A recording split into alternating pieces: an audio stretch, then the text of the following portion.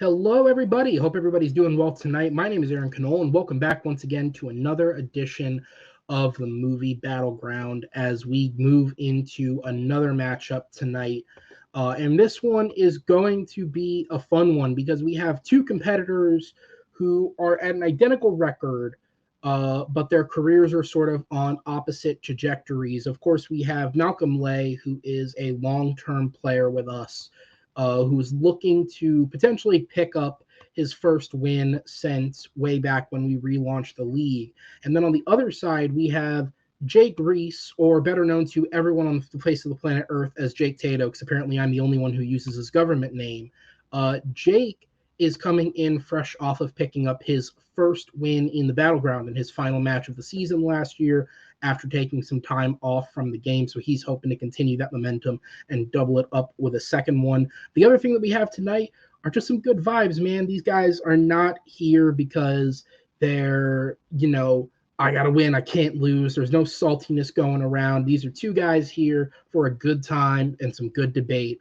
So let's get into it. Introducing first, coming in with a record of 1 win, 4 defeats, he is Malcolm Lay. Malcolm, once again, it is always great to have you back in the Battleground, sir. How are you doing today? I'm doing good. Just ready to do this. I'm probably a little bit more unprepared than I was hoping for, but life found a way to disrupt that. So. Life is life, bro. Life always finds a way. No, so how are you doing, man? Another year, another Battleground. You are one of our longest contending competitors, and just in terms of sheer time. So are you getting sick of me by this point? Where are we at that? Like, what are we feeling here? No, I'm not. I never get sick of you. Like that's why I invite you to my shows. But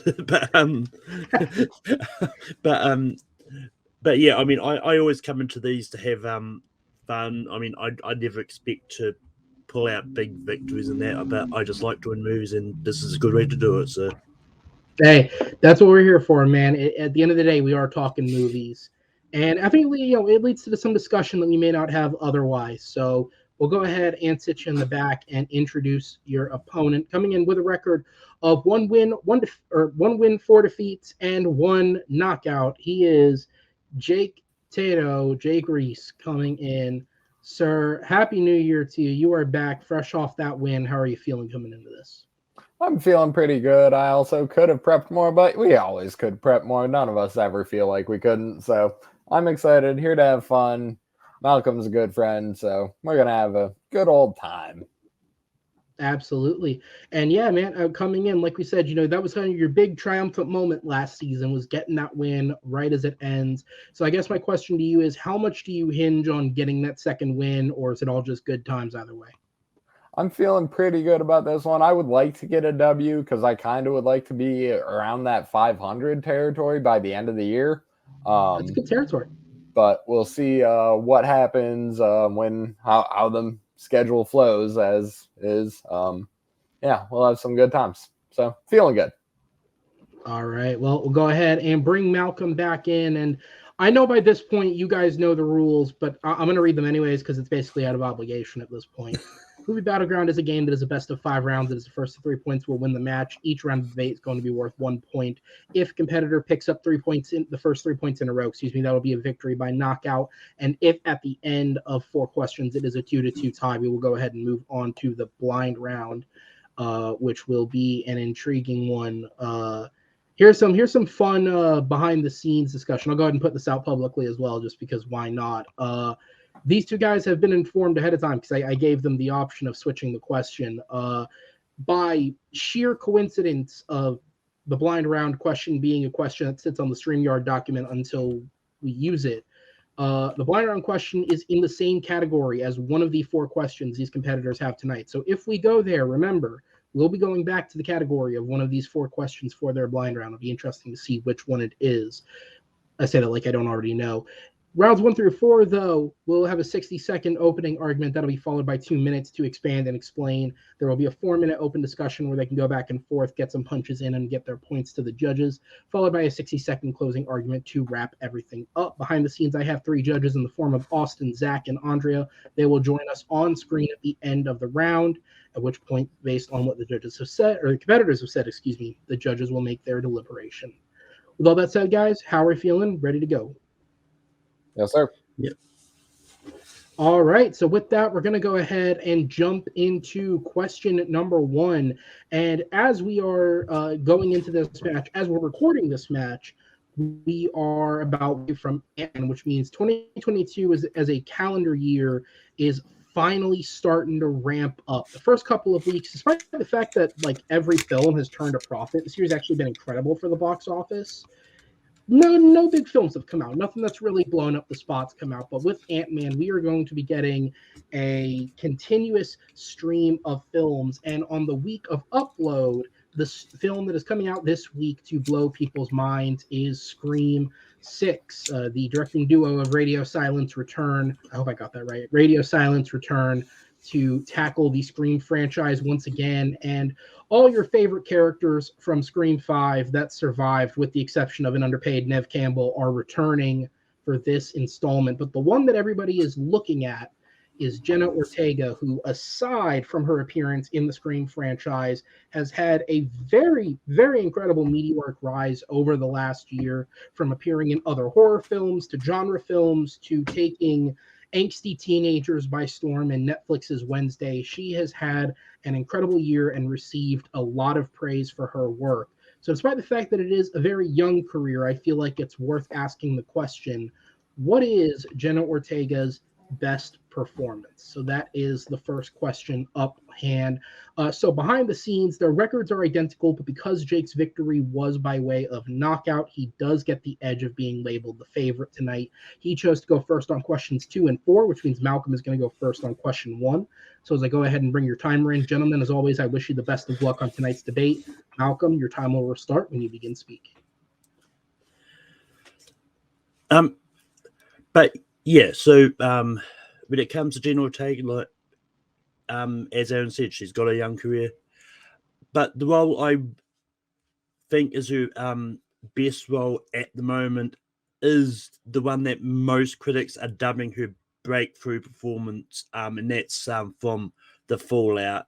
Because she's pretty much the anchor in this. Like, if you haven't seen The Fallout, basically it involves a school shooting that happens, and so the fallout of that. And Jenna Ortega's character, she plays Vada. She's probably a big anchor in this movie, and she's gotten like some recognition for her role. Like the Hollywood critics in the mid-season nominated her for Best Actress, and at the Austin Film Critics, as part of her other roles, she won the award for Breakthrough Artist. And time. All right, Jake, over to you. All righty. Okay, so first things first here. Aaron, possibly Malcolm, get me in the head with a horror question, dick. Jenna Ortega's best performance is as Tara Carpenter in Scream 5. She holds up with Nev Campbell's original performance as Sydney. She genuinely took me back to when I was a kid, having fun with that first flick. Her acting is top notch. The fear she shows is absolutely bananas. It is fucking sick when she, spoiler alert, eats a knife through the hand. Her jokes hit. He's like, are you telling me I'm in the middle of a fucking fan fiction? She is just not having the bullshit she's dealing with. I am hella excited to see her again this year in the sequel, because let's face it, baby, these days you gotta have a sequel. And I will yield those 10 seconds. All right, so we have The Fallout versus Scream. Certainly neither of these hold a candle to her Disney Channel days, but those aren't filmed, so we can't talk about those. Malcolm, back over to you, sir. Time starts when you begin speaking. But yeah, Jenna Ortega was just phenomenal in The Fallout. Just like everyone in the movie, to be honest. And it's just one of those ones, like, school shootings will always remain sort of relevant in America, and it's just one of those ones, like, the way they act is as if they just put them through an actual school shooting, which I really hope they didn't. But it just was really emotional, really heartfelt, and yeah, and I mean, I like Jenna Ortega in Scream, don't you more? But a lot of the performance in Scream is just basically the same kind of stuff, acting, and that I've seen in the other Scream movies today. There wasn't really much differences that Jenna Ortega did in the movies that was different to what other actors had did prior in Scream movies. But her performance in The Fallout is just one of those ones that felt so real and so raw, and just one of those ones that was just amazing. And like early on, there was people saying that she should be up for the Oscars and that for the role, but just because the movie came out really too early, it's just it probably wasn't going to happen. Sadly. And I'll yield the rest of my time. All right. Go ahead and jump that forward. Close enough. All right, Jake, the timer will start back up for your 2 minutes when you're ready.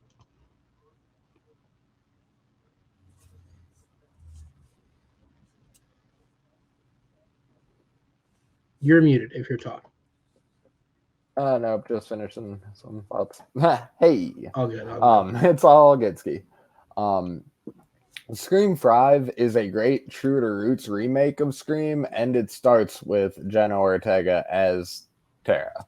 Though, side note, I will say, the joke about Rian Johnson directing the 8th stab and everyone hating it is pretty fucking hilarious. There's one thing takeaway other than Jenna Ortega's performance. Back to the issue at hand. Fallout is a fine movie, but you said it yourself. It isn't like everyone is great in that movie, and I agree. I don't think the movie is great for Jenna Ortega's performance specifically. And it's fine, but I think it's a great story that I think could have been acted by a lot of other young actresses. Like, I think Maddie Ziegler holds her own with Jenna Ortega in the flick here.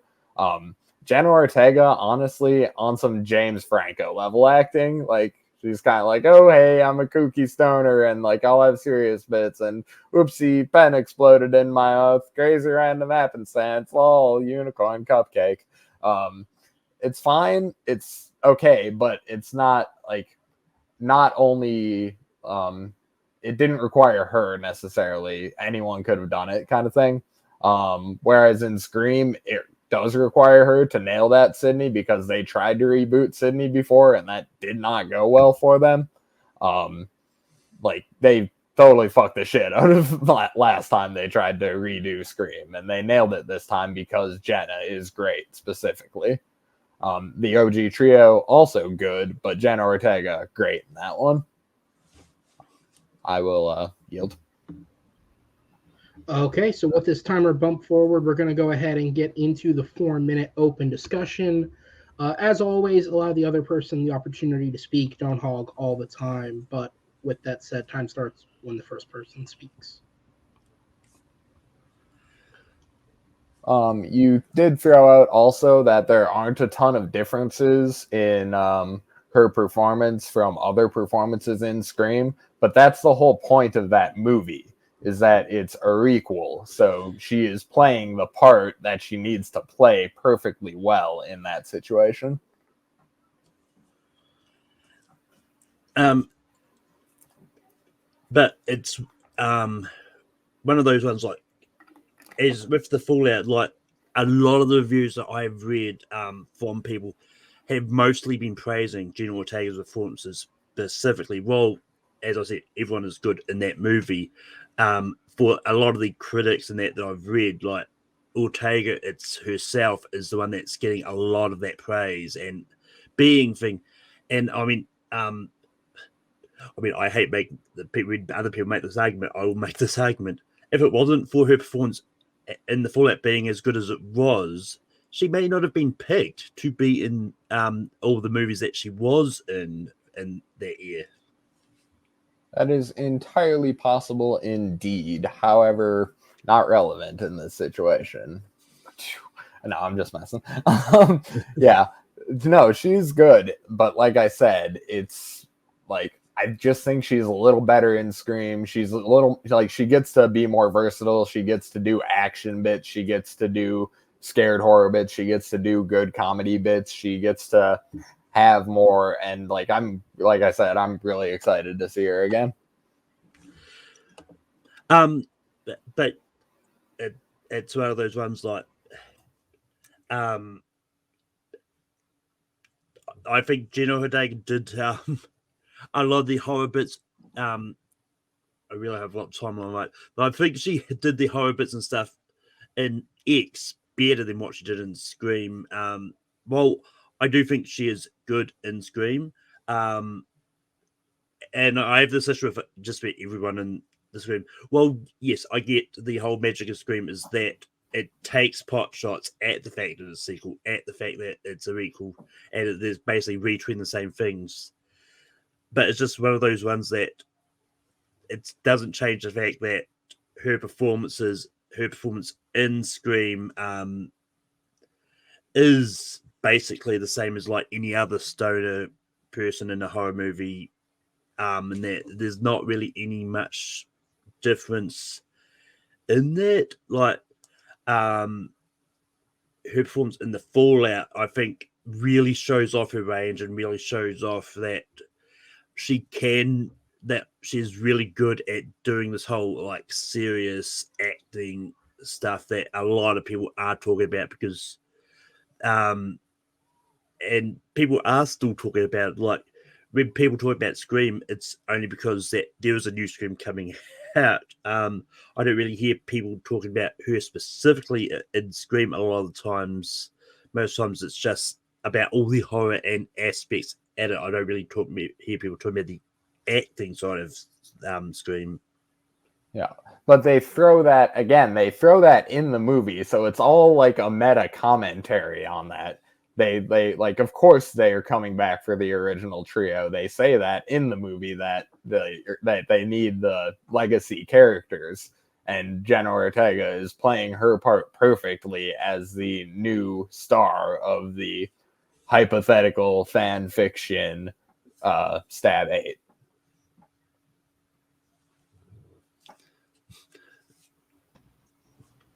I'm just gonna let the timer on that.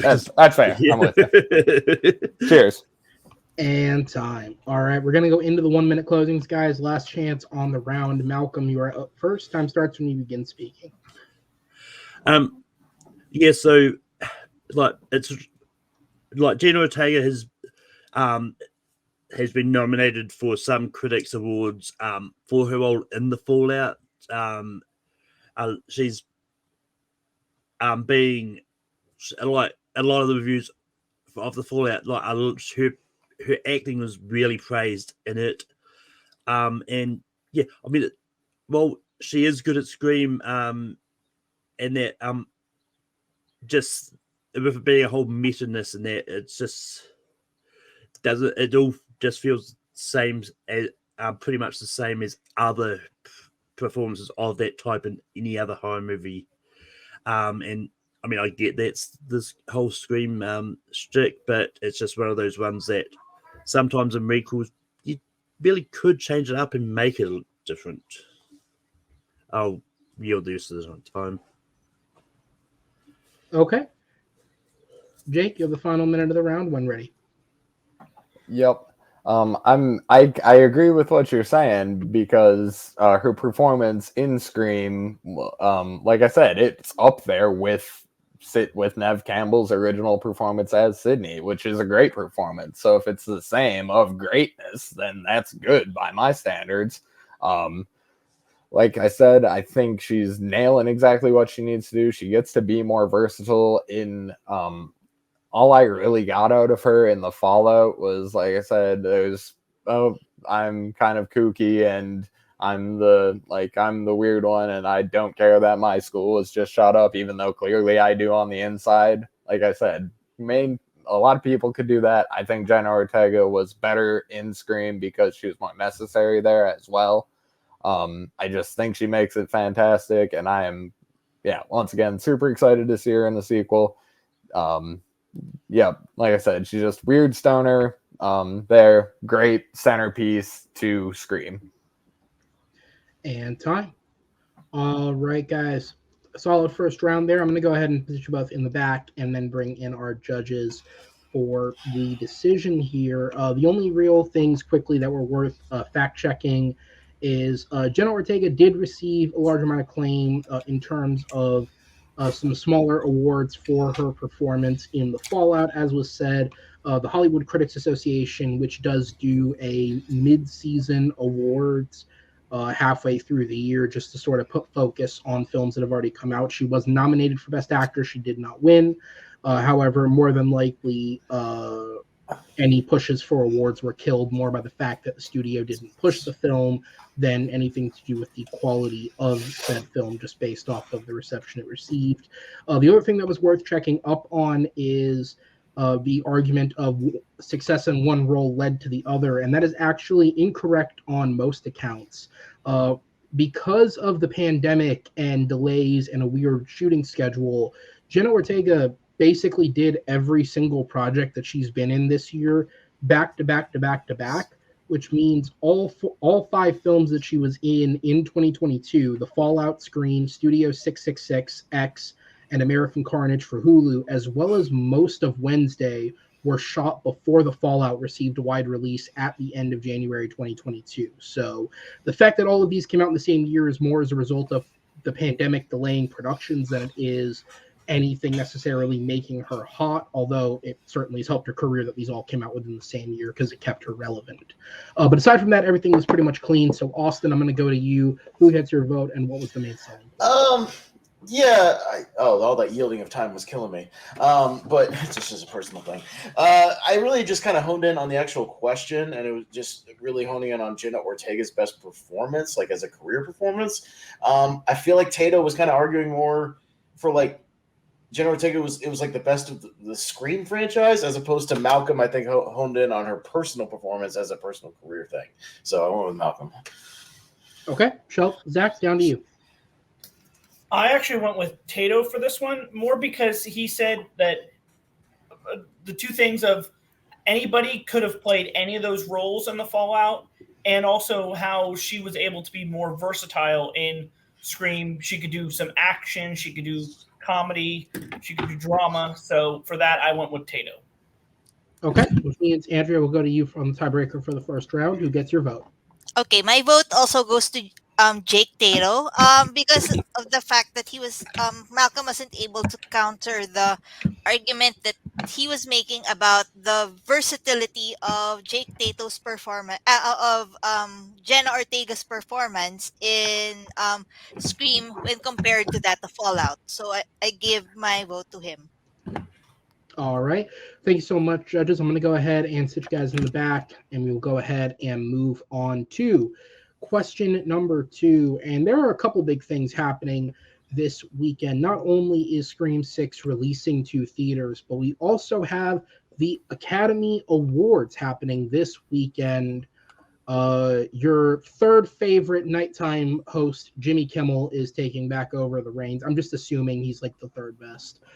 Is taking back over the reins of the hosting chair because, good Christ, anything is better than letting Amy Schumer do it again.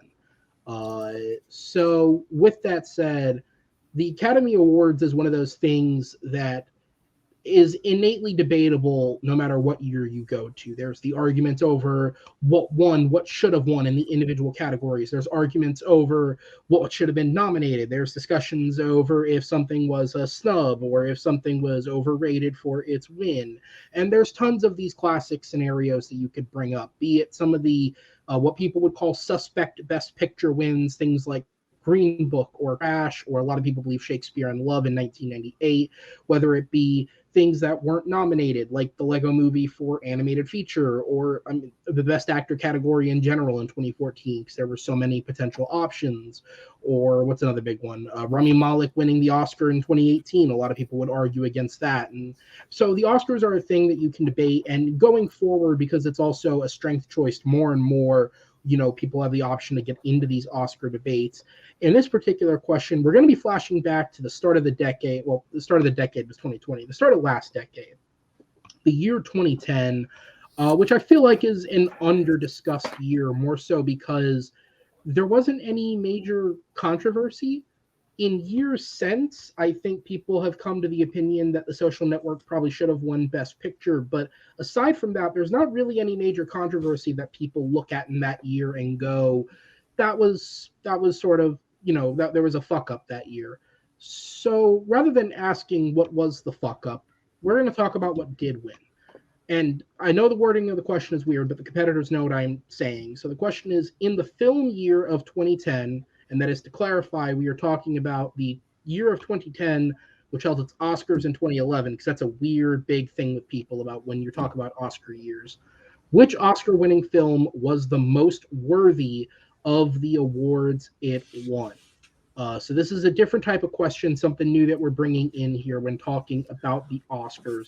And so basically, to give the judges some frame of reference, what we're going to be looking for here is these two guys have picked films that had won Academy Awards. Both of them won multiple awards for what it's worth.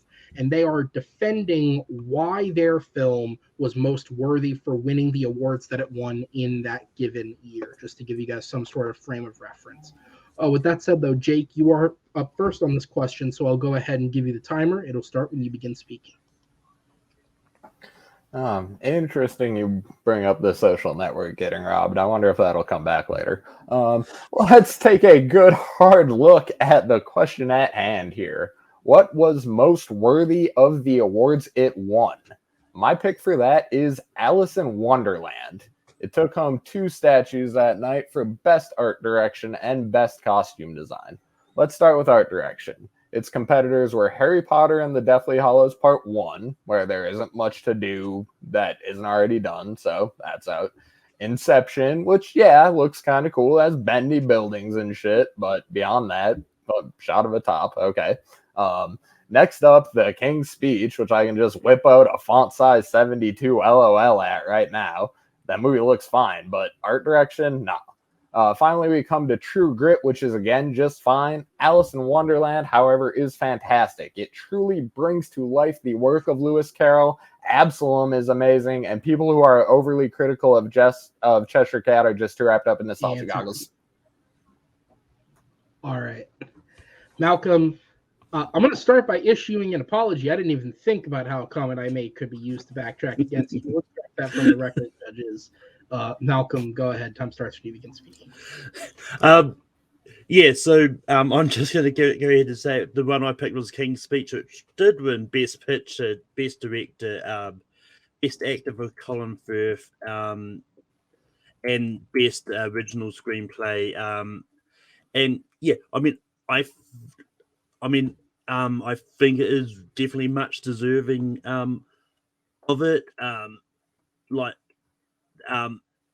I think its only other competition was The Social Network when it comes to Best Picture, at least. And I'm not as high on The Social Network as other people are, but that being said, but I think The King's Speech was deserving of Best Picture just because I think it was a really excellent movie, and I just think it was well directed, and Colin Firth definitely deserved Best Actor. He was definitely great at playing this king with the Statista. All right, that is time. So we have, again, just to recap it for the people at home and the judges, we have Alice in Wonderland with the awards one being art direction and costume design, and we have The King's Speech with the wins being Best Picture, Director, Actor, and Original Screenplay. Jake, back over to you, sir. You have 2 more minutes to continue when you begin speaking. Alrighty, just to get it out, like I said, the people who are overly critical of Cheshire Cat are too wrapped up in nostalgia goggles. Absalom looks great. The art design in that movie is fantastic. Moving on to costume design, the other contenders were I'm in Love, which is an Italian flick that looks nice, but it's nothing mind-blowing. And then the other 3 competitors, The Tempest, The King's Speech, and True Grit, I'm going to kind of lump together here and say I do respect period piece costume design, but it is nowhere near as cool as tackling the wacky out there vibes of Alice in Wonderland and sticking the landing. I think I've done enough about why Alice deserved the 2 it got, so let's take a look here at The King's Speech. it should have lost Best Network to The Social Network, period. Myself, a couple other members of the community got together last night to draft 2010 films, and Social Network was picked second overall by Antonio. That's only because Henry has a huge hard-on for Inception. Conversely, I ended up taking King's Speech at 13, meaning hypothetically there are at least 12 better pictures than the Best Picture. And when I picked it, no one else gave a shit. No one was pissed that they were going to miss it. I only picked it because my film experience in 2010 is kind of limited. That said, this isn't just me and 4 other chodes' opinion. I read several lists of all-time Best Picture snubs, and Social Network is on literally all of them. It is widely regarded that Social Network should have won Best Picture. No one is out here bitching that Tempest should have won Best Costume, and maybe, again, Henry, a little upset that Inception didn't win everything, but that's it. Let's go on to the next award King's Speech won that it shouldn't have. King's Speech is just a bunch of people talking, man. Fucking Kevin Smith could have directed the King's Speech. I took another look at a slew of websites, and they all agree that Fincher should have gotten Best Director, and most people thought he would too.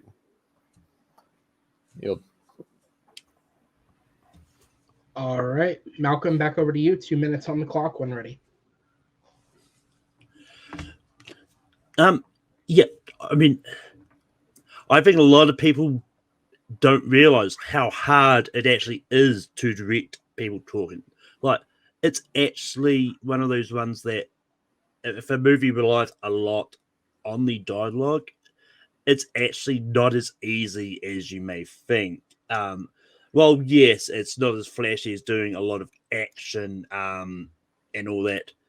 But, I mean, you can also make the argument that the Social Network is also basically people talking. So it's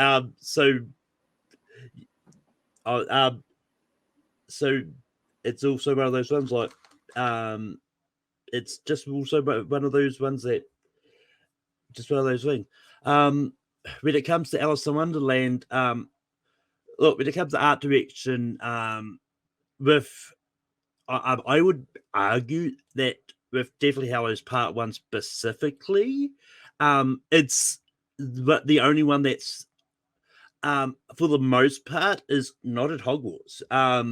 You're in all these other areas and that you've never really got to explore a lot before. So so they do have the set and decoration, all that was that, especially when they went to the Lovegood's house, which is a house that before then you never got to see. So I mean, well, yes, there was some sets used that have been done multiple times in the Harry Potter thing. For the most part, they were outside of Hogwarts. They weren't in those areas. So, and Alice in Wonderland, the art direction was fine. I mean, I do think it was good, but it's just, it just basically looked like a recreation of the animated thing in Dystopia. And time. All right, we're going to go ahead and jump into the 4-minute open discussion. The timer starts back up when the first competitor speaks. Yeah, I think Social Network has a lot of talking and conversation, particularly in the deposition scenes, but there's also giant house parties, drugs going around. There's a little bit more to Social Network than the King's Speech in that facet. There were plenty of new sets, like you mentioned, in Harry Potter, but the art design style was there again. So, I don't feel that it was as deserving as busting like something as crazy as the animated Disney movie to life on that one.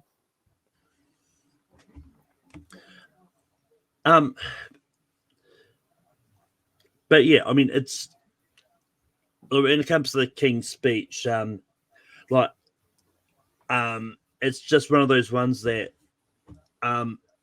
there's a lot of times people are just really critical of period pieces, specifically, and it's just one of those ones. Like, in my opinion, I do feel King's Speech is actually more underrated,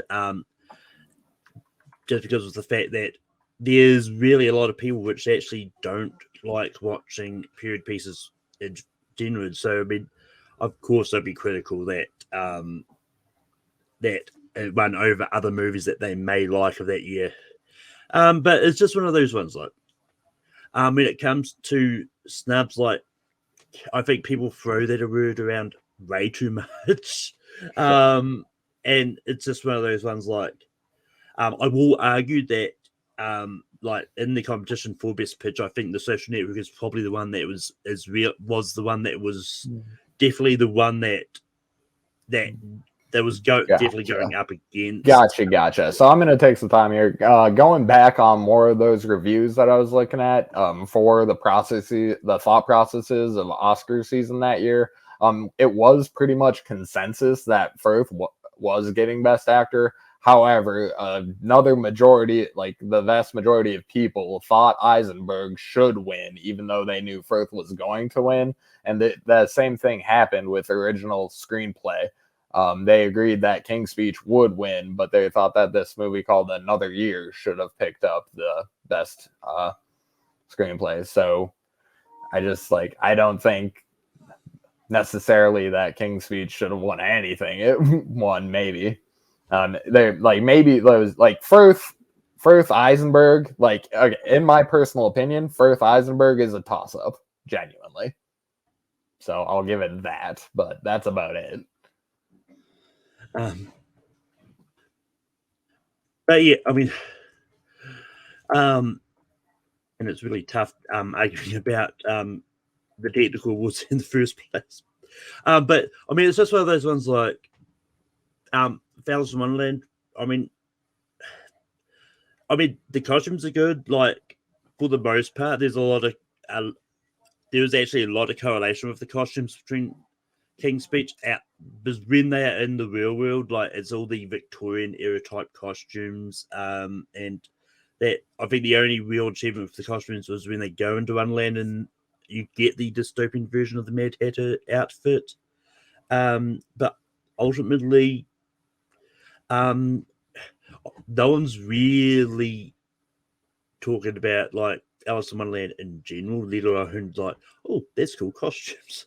Yeah, that's because it won the awards it deserved to win. What happened with Social Network is from day one till now, people are still writing articles about how upset they are that Social Network lost King's Speech.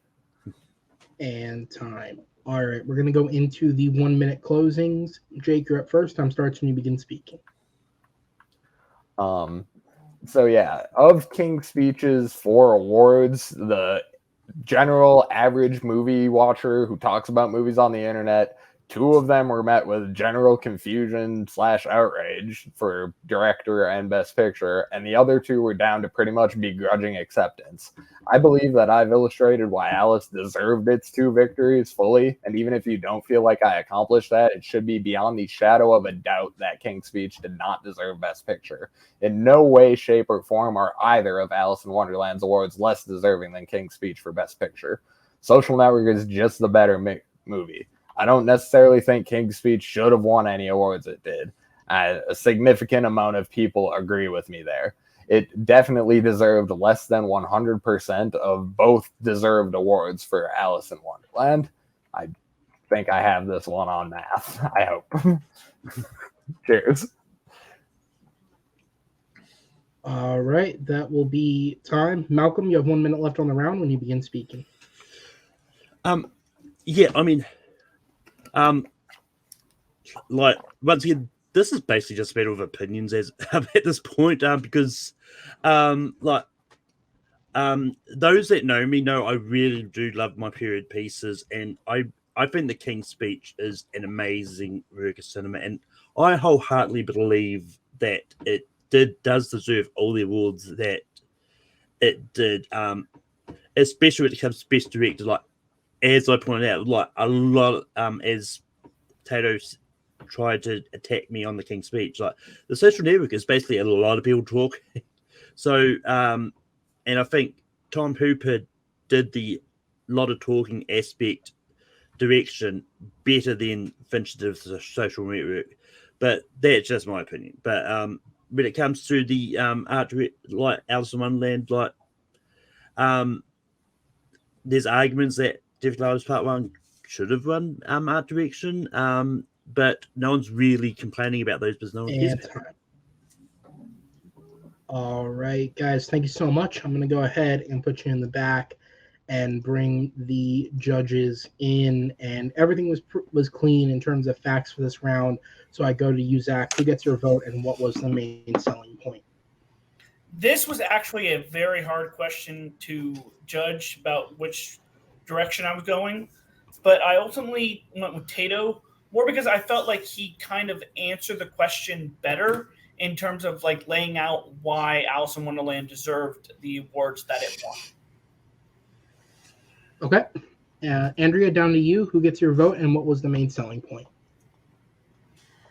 My vote also went to Jake Tato. I think what sold it for me in that argument between the two of them is that he was able to put a lot of um, counters to Malcolm's arguments, and unfortunately, Malcolm wasn't able to counter the arguments that Jake was making. So I'm giving the vote to Jake in this round.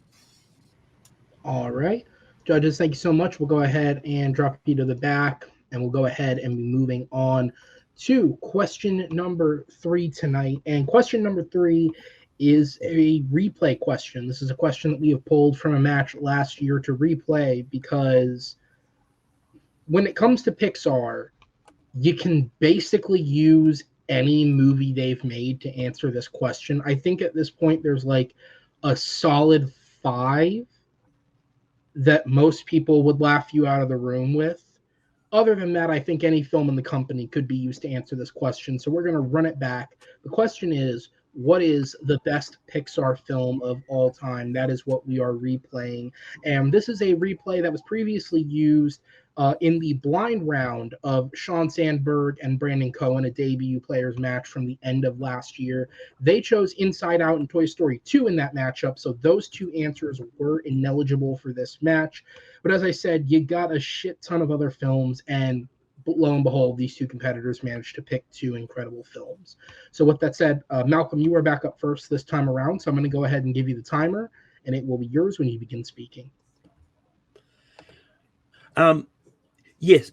So what I went ultimately went with I went with Incredibles. Like if you ask a lot of people in this community, a lot of people will say that The Incredibles is the best Pixar movie of all time. It's the one that most people go to that's not a Toy Story movie. And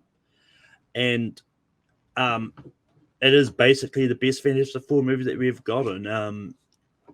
And it's just one of those ones that it's just a really interesting take on the superhero genre in the first place, with them making superheroism sort of outlawed, and so they have to attempt to live a quiet life, but have superpowers. And it's just a really good movie, and it's an interesting take. And time. All right, Jake, over to you. Opening minute when ready. So yeah, replay question. Inside Out, Toy Story 2. Like Toy Story 2, more like Toy Story Who, am I right? And you are all inside out if you think the best Pixar film of all time is anything other than Coco. The music is fucking fantastic. Oscar worthy, some would and did say. Miguel's journey is amazing. The comedic beats are great. The stakes and the drama feel real. The voice acting is top notch. It is visually stunning. The colors are gorgeous. The characters are all wonderful. It is the best Pixar story, and the themes of family and keeping loved ones in your memory is just heart-swelling. It breaks you in the best way. Speaking of which, no scene in Pixar holds a candle to that spark going off in Mama Coco's memory when Miguel plays Remember Me for her. The first 15 minutes of Up can suck a butt. Time. And time. All right, Malcolm, I will not require you to suck a butt, but but you can continue debating The Incredibles when you begin speaking. But yeah, I mean, just get this out of the way, so no, Tato can't try to use this against me. Both of these movies are 97% on Rotten Tomatoes. They're pretty much the same critically, so they're definitely the two Pixar movies that are up there. So, but yeah, I mean, look, I've seen Coco. I've probably once. Ironically, one of the songs was Remember Me because I found it to be a really forgetful. I can barely remember what happens in it. I can always remember a lot of the stuff in The Incredibles. Like, I'll always remember like Syndrome's robots that he uses to attack the family. I always remember the scene where Bob lifts his car up above his head. Is like you see this kid on the motorcycle go, "That was awesome." Or something to that effect. And it's just one of those ones that it's always a really good time watching it. Well, yes, the sequel wasn't that good, but that's not part of this question. The first Incredibles was just one of those ones that will always have a place in my heart, and it's just one that I always love and go back to over Coco. And yeah, I mean, just one of those ones like it's tough because like even though I did say Coco is very forgetful, I do think it's a good movie. I just don't barely remember any plot point of it. And yeah, I mean, The Incredibles is just one of those ones that if I was asked questions about it, which I constantly am, ironically. And time. All right, Jake, back over to you. Oh, Malcolm, you sweet, sweet man. You know I'm going to Rotten Tomatoes. What? As you mentioned, 97 from the critics there. However, what you failed to mention, 94% from audiences on Coco. 75% from audiences on The Incredibles, sir? Yeah. Let's talk about those 20 points and what they mean. Similarly to the last question on the social network, I will be a voice of the people in that the people recognize that Incredibles is significantly worse than Coco.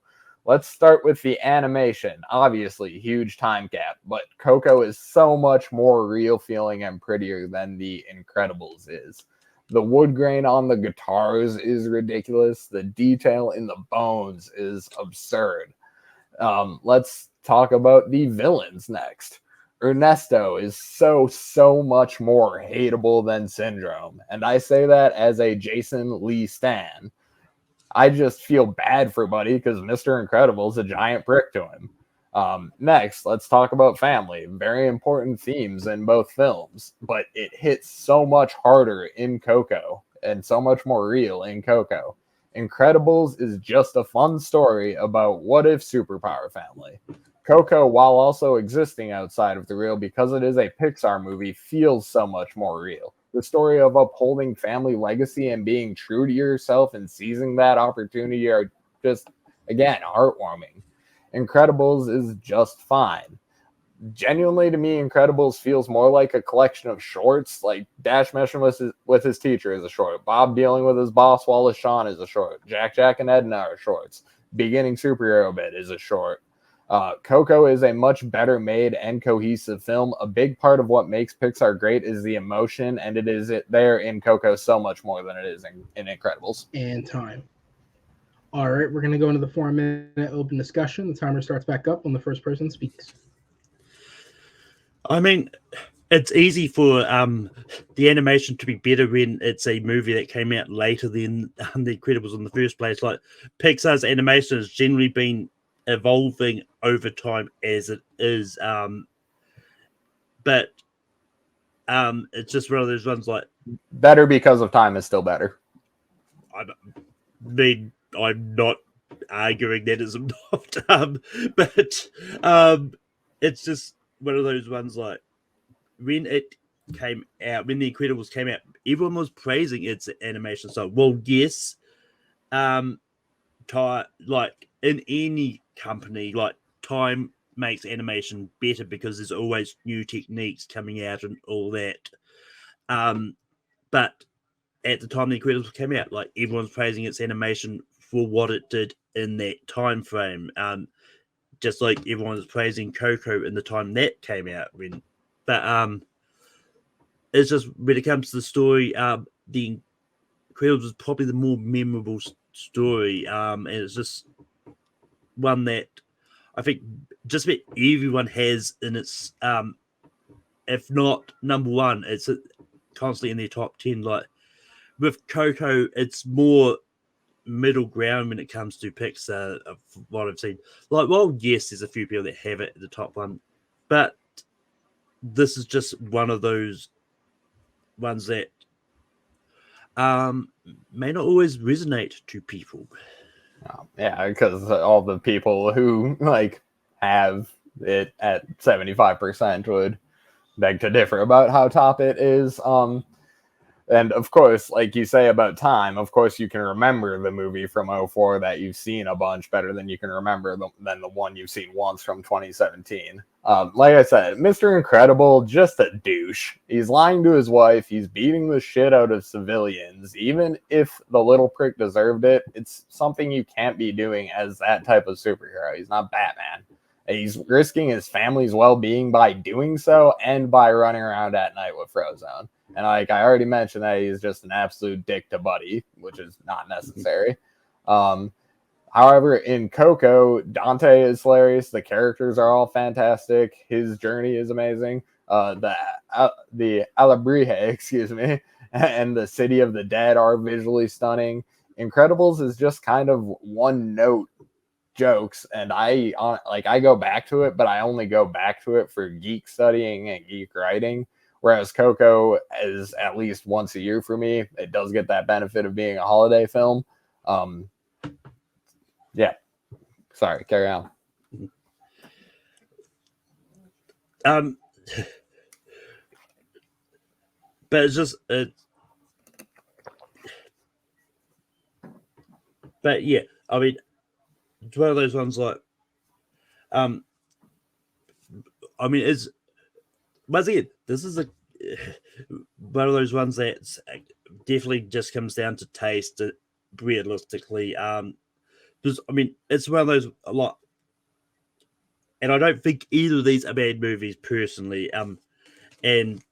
But yeah, I mean, it's just one of those ones that, for me personally, The Incredibles resonates with me a lot. And it just shows that the only reason Mr. Incredible seems like a douche is, I think it's probably the stress of having to hide his secret identity, like, and his super strength so much, and that it's affecting his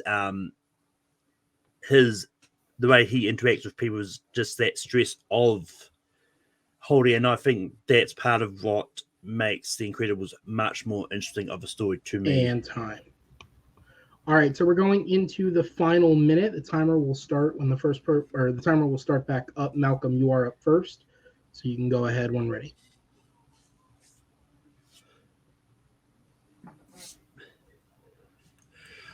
Yeah, I mean, Coco is just one of those movies that is really good. It's also one of those ones that is generally really forgettable and all that. But when it comes to The Incredibles, it's just one of those ones that and well, yes, its audience score may be lower than Coco. A lot of people still tend to have it in their at number one on their Pixar rankings. If not, it's in the top 5. While Coco seems to be higher on the audience score, not a lot of the top 10 lists I've seen of Pixar very rarely have Coco in it. It's just one of those ones that ultimately shows that when it comes to Pixar, I think more people identify with The Incredibles more than Coco. But yeah. And that is time. My bad to be slow on the draw there. Jake, you have 1 minute left when ready.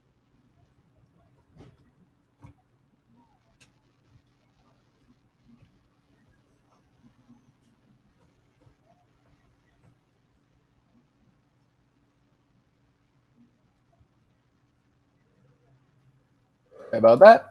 Alrighty. So perhaps the lists you have seen have Incredibles higher, but clearly the vast majority of people have Coco higher. Once again, the best Pixar film is Coco. The animation is better. The story is better. The drama is better. The comedy is better. The characters are better. The plot twist is amazing. That movie will tear your heart out of your chest, beat the shit out of it with the tack hammer, shred it into a million pieces, and set them on fire before gently placing them back in your gaping chest wound.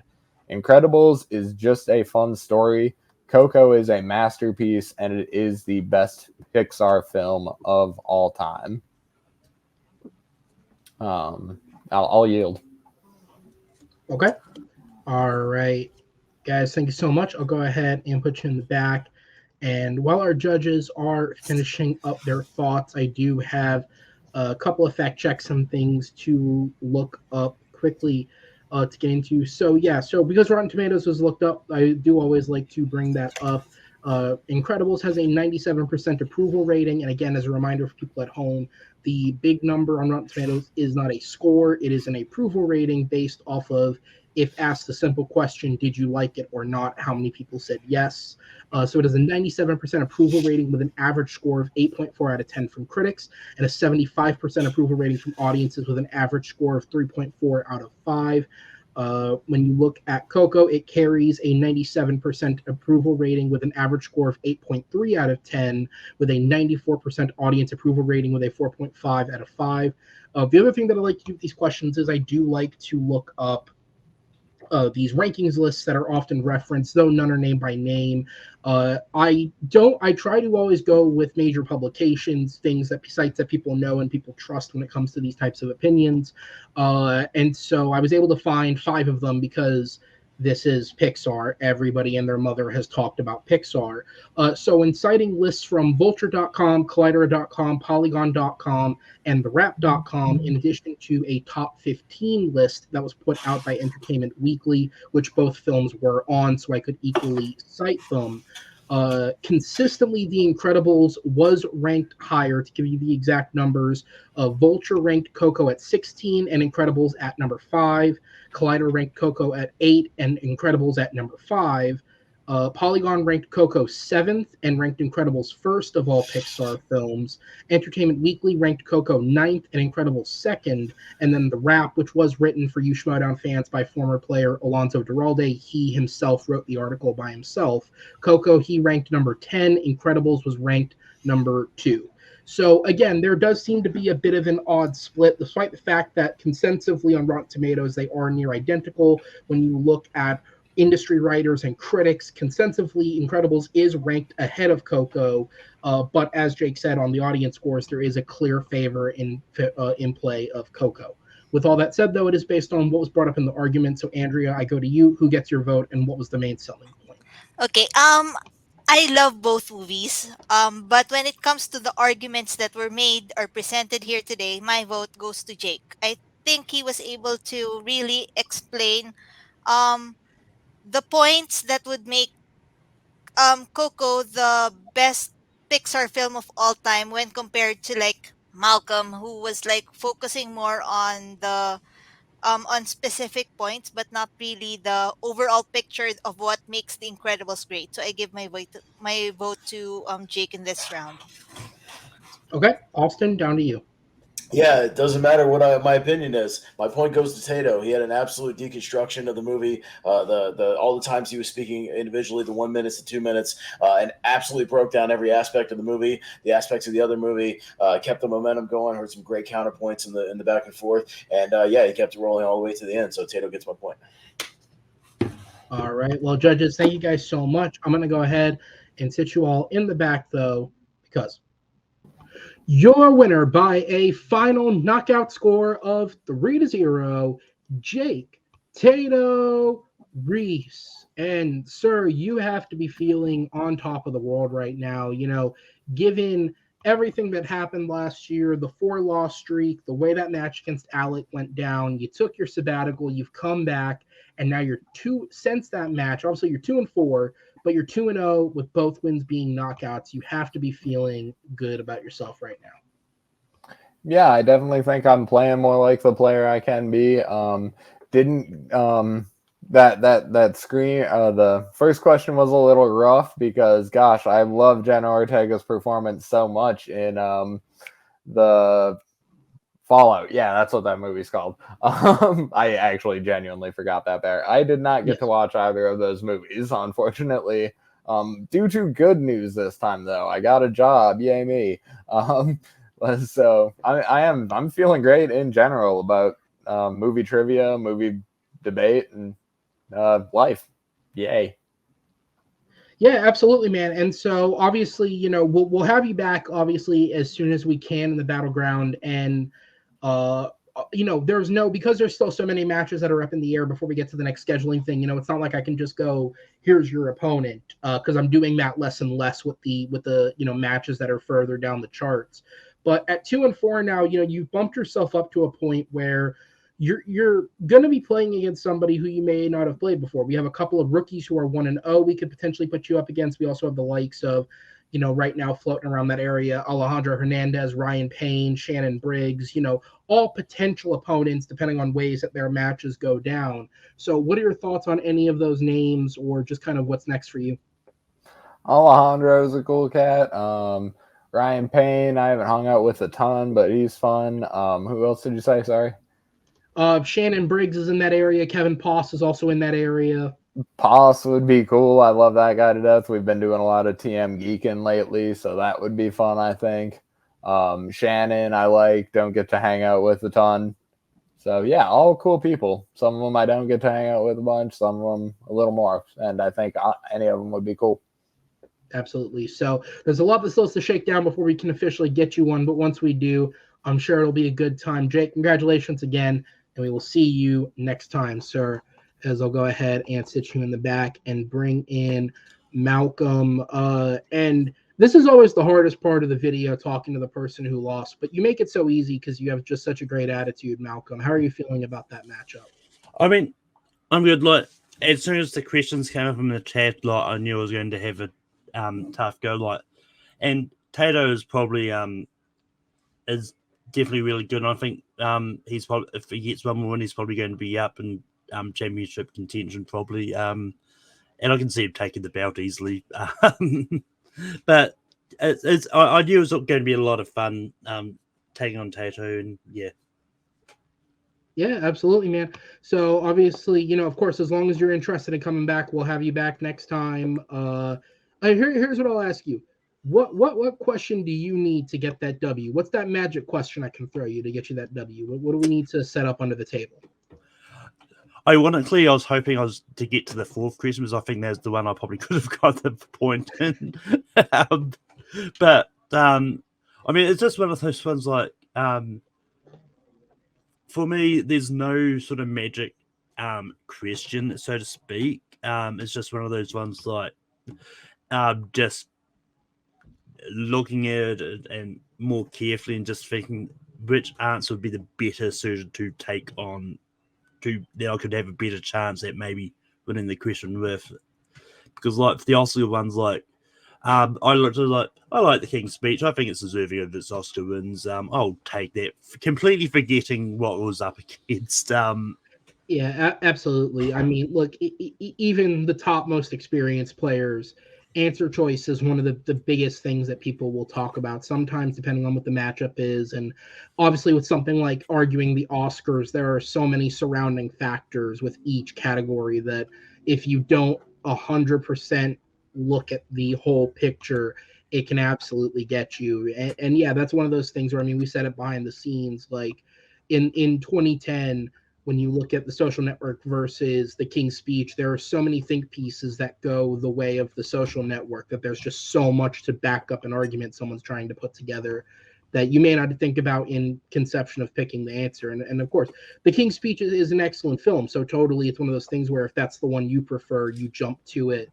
And sometimes it works out, sometimes it doesn't. But Malcolm, as always, it is great to have you, and I look forward to having you back the next time we get you here, sir. Till then, have fun with more random matches. That's all. I just assume that's what you're doing in the off season. Right? Yeah. You're just writing more random matches. Yeah. Yeah, here's what I'll do. I'll just pick like 4 random matches, and I'll just throw, even if it's like a Brooklyn Nine-Nine question, I'll just throw one in there just to kind of. I can do currency conversion. We can figure this one out, all right? But no, we'll see you next time. The Brooklyn Nine-Nine could work as one, to be honest.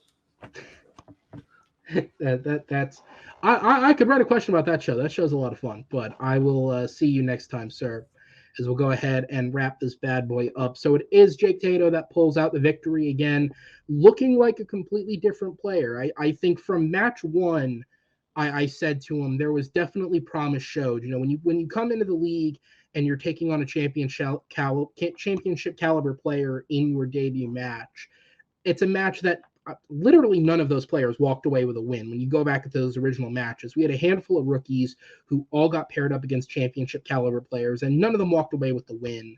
And outside of Sean Hunter, who of course went on to make a tournament final, I'd say Jake probably had the best showing and showed the most potential, but he was just never able to capitalize on it in the following matches. I think he is finally doing that now. He's grown into the game, and it'll be interesting to see how the next one goes, because the further and further you get up the table, the knockouts are going to get harder to get, but the wins are still absolutely doable. So I'm curious to see how that goes.